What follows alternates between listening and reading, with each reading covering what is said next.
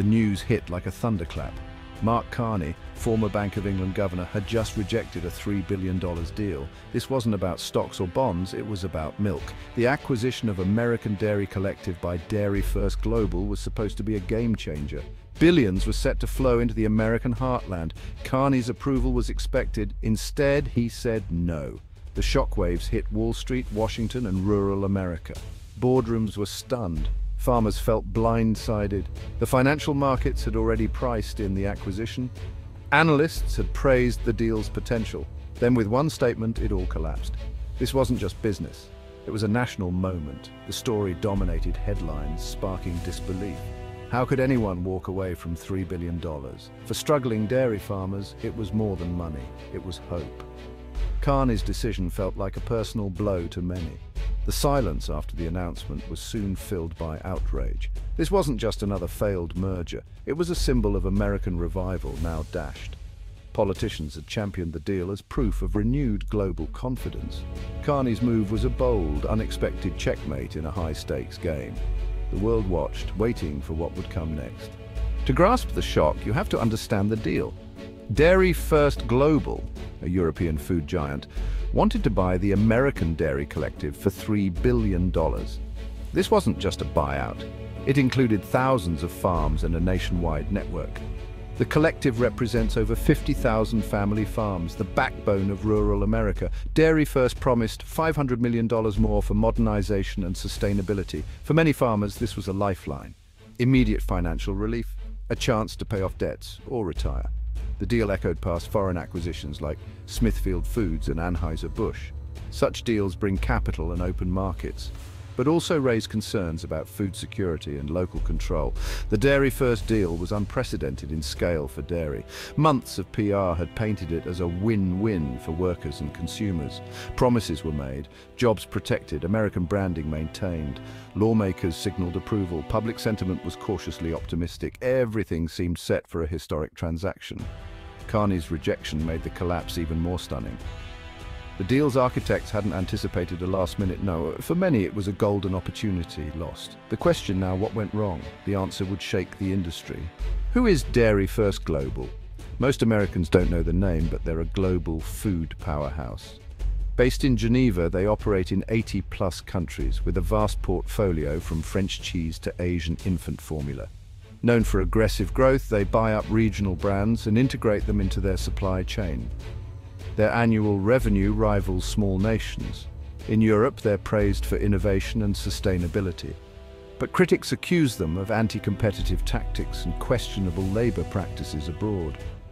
They're a classic, multinational, efficient, powerful and controversial. The American dairy market was their biggest target yet. CEO Jean-Pierre Dubois, a shrewd negotiator, led the charge. He met with US politicians, unions and made public assurances.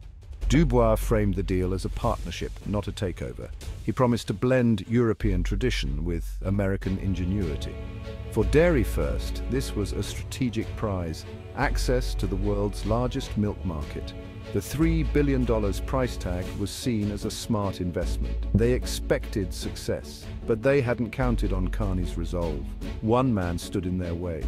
The announcement came quietly, a written statement from Mark Carney.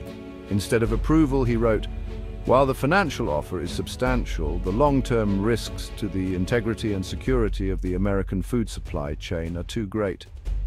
Carney's role was to judge not just the finances, but the broader impact. He spent months meeting with farmers, unions, and experts. His decision was thorough and deliberate. The detailed report cited key concerns: near monopoly risk, higher consumer prices, and threats to small farms. He pointed to Dairy First's history of squeezing out smaller suppliers. The deal, he argued, prioritized short-term gain over long-term health.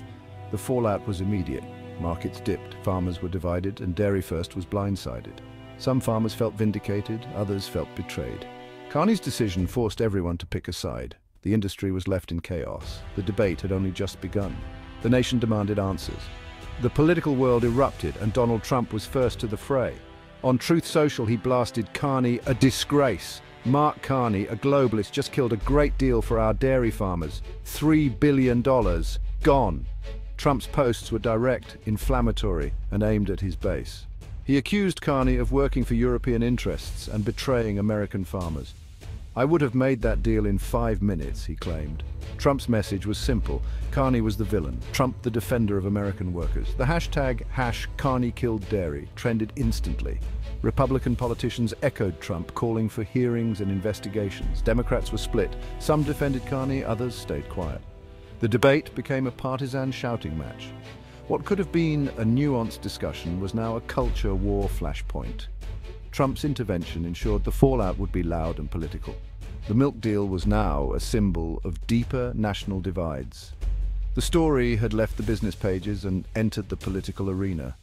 The consequences would be lasting. The economic impact was immediate. 50,000 farmers lost a promised windfall overnight. Plans for debt relief, new equipment and college funds vanished. Rural communities felt despair as the $500 million in promised investment evaporated. Local businesses and banks braced for uncertainty. The dairy industry, already struggling, faced renewed pressure. Without consolidation, oversupply and low prices persisted. Some farms now risked bankruptcy. International investors took note. America had just rejected a major deal on non-financial grounds. The message, foreign capital is no sure thing. The ripple effects could last for years. Carney's decision was about more than milk. It was a signal to the world. The milk deal's collapse became political theater. Trump and Republicans painted Carney as a globalist villain. Rural voters rallied to the cause. Democrats were divided, progressives cheered, moderates hesitated. The issue was no longer about economics, but identity and patriotism. Congressional Republicans called for investigations and hearings. The deal became a talking point on cable news and talk radio. Economic policy was now filtered through the lens of the culture wars, the debate nationalism versus globalism. Carney's decision became a proxy for larger battles over America's future. The story was no longer about milk. It was about who gets to define the American dream. The fallout would shape political campaigns for years. The culture war had a new front. Experts were split. Dr. Emily Carter, agricultural economist, praised Carney's focus on long-term industry health and independent farms. She called it a courageous stand against unchecked consolidation. But Robert Jensen, a free market advocate, called it a grave mistake. He warned it would scare off future investment and hurt American agriculture. Political analysts noted Trump's masterful reframing of the issue. He turned a complex debate into a simple, powerful narrative.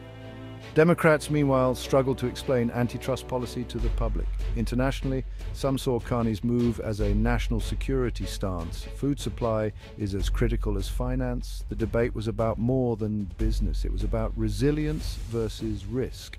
The story became a case study in how economics, politics, and security now intersect. The milk deal was a microcosm of bigger global trends. The lessons would echo far beyond the dairy aisle. As the dust settles, America faces a new landscape. The failed milk deal is more than a business story, it's a turning point. Farmers are left with uncertainty, their hopes dashed. Politicians will use the deal as a symbol in future campaigns. The challenge moved beyond rhetoric and addressed the real problems facing the dairy industry. Carney's decision spotlights the struggles of independent farmers. It could spark new investment in local food systems and cooperatives. The event may accelerate trends toward sustainability and local sourcing. In the end, this is a story about choices, Carney's, Trump's, and the nation's. Do we choose division or honest conversation about our economic future? The next chapter is unwritten. What should happen next?